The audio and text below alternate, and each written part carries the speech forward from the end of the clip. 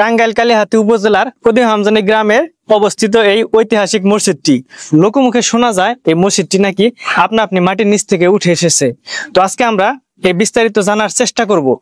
এই মসজিদটা মূলত কারা কিংবা কখন এটা করা হয়েছিল? একজন ছিল দরবেশ, সে গরম পাইতে যমুনা নদী পার হয়েছে। জমিদাররা স্টিমার নিয়ে যাইতেছিল, স্টিমার নাকি যমুনা নদী থেমে গেছিল না, আর যায় না।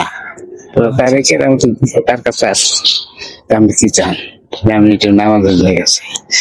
আমি এতটুকু জানি, সত্য মিথ্যা আল্লাহ মাহবুব জানে। কাগজ করম আলী সাহেব জমিদাররাই মূলত হচ্ছে এই প্রতিষ্ঠিত করছে। করম আলী শাহর ওই মাধ্যমে আর কি উনি ওনার চাওয়া ছিল এটা। নির্মাণ তারিখ লেখা আছে 1096 সন। এখন এই সনটা বাংলা না ইংরেজিটা কেউ সঠিক বলতে পারে না। এটা শুধুমাত্র ধর্মীয় কেন্দ্র নয়, বরং এলাকার একটি ঐতিহাসিক স্থাপনা। লোকেশনটা ভিডিও শেষের দিকে বলে দেবো, যাতে সহজে সবাই এখানে আসতে পারে। ভিতরাংশের উচ্চতা বেশি নয়, 6 ফিটের মতো হবে উচ্চতা, এবং ভিতরে নামাজ পড়ার জন্য এক সারি মানুষ দাঁড়াতে পারে।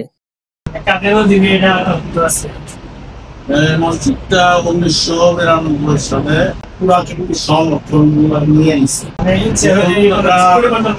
না ইচ্ছা করলে এখানে কোন প্রকার পতন বন্ধ কোনো কিছুই সম্ভব দণ্ডনীয় অপরাধ করবো। এটাই সবচেয়ে পুরাতন মসজিদ উত্তর টাঙ্গাইলের মধ্যে। মসজিদের পশ্চিম পাশে আরেকটি ভবন নির্মাণ করা হচ্ছিল মুসল্লিদের নামাজের জন্য, কিন্তু এটা নাকি সম্পূর্ণ বেআইনি, তাই কাজটা বন্ধ করা হয়েছে। এক কোণার কিছু অংশ ভেঙে পড়েছে, জনসাধারণে এগুলো ধরা নিষেধ, তাই এইভাবে পড়ে আছে। দেয়ালের পুরুত্বটা 2 ফিট প্লাস হবে। 3 গম্বুজলা বিশিষ্ট এই মসজিদটির বেশিরভাগ কাজ করা হয়েছে মার্বেল পাথর দিয়ে। মসজিদের দক্ষিণ পাশে এই জায়গাটাতে একটা কবর বা মাজার ছিল, যা এখন বিলুপ্ত হয়ে গেছে। অজুখানাটা নতুন করে করা হয়েছে। 2 পাশে 2টো তাল গাছ ছিল, অনেক উঁচু উঁচু, কয়েক গ্রাম দূর থেকে দেখা যেত।